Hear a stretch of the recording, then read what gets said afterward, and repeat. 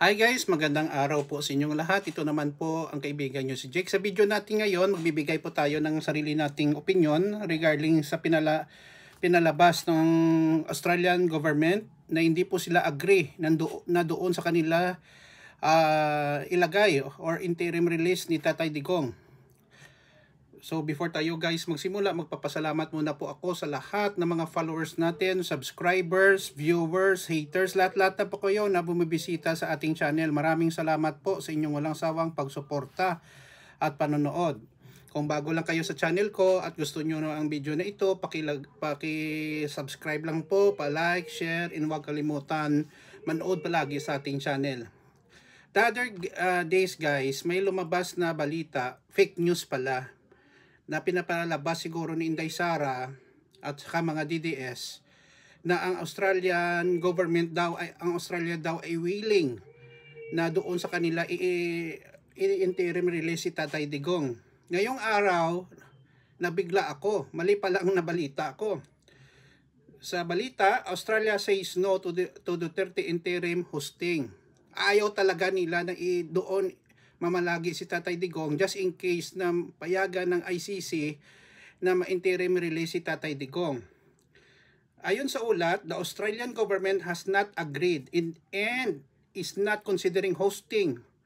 Former President Rodrigo Duterte should be granted interim release. Napakaliwanag po ng balita na dinecline ng Australia na magiging host silang na doon mamalagi si Tatay Digong just in case na payagan ng International Criminal Court na sa aking palagay ay napakalabo na ma-interim release si Tatay Digong. Alam nyo naman guys, no, hindi naman sa nakapunta nga ako 2 weeks vacation kasama ko ang asawa ko sa Australia. Sobrang higpit nila guys, no, sa immigration. Kung kulang-kulang siguro ang aking mga papers, ang amin papers ng asawa ko, madidinay talaga kami. Lahat ng records, kung may criminal record ka, may mga kaso ka, chinecheck nila, no? Pag-apply namin ng tourist visa. Ito pa nga, si Tatay Digong na may mga kaso na crimes against humanity. Kahit na po hindi pa siya napatunayan, pero alam ng Australian government na maraming biktima ng extrajudicial killing. Hindi po sila bulag, pipi, or bingi na hindi nila nakikita.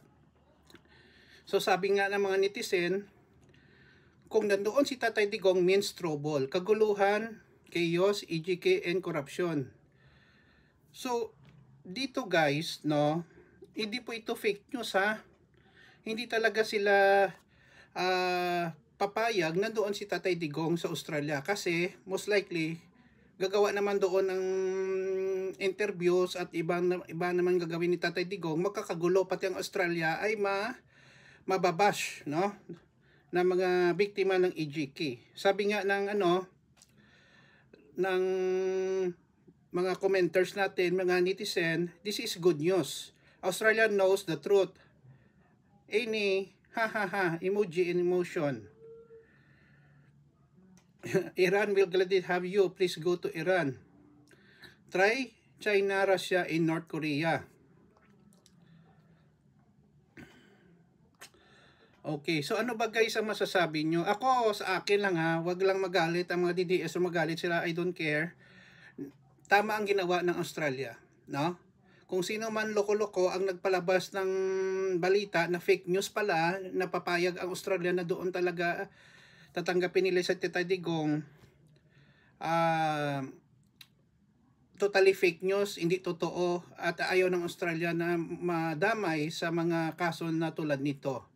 So kung bago lang kayo sa channel ko, please like, share. Thank you guys. Kung may comment kayo, pakilagay lang po sa comment section ng ating video. Mahal ko kayo.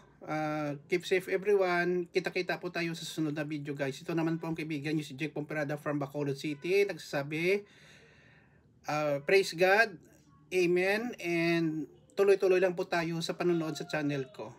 I love you all. Bye-bye.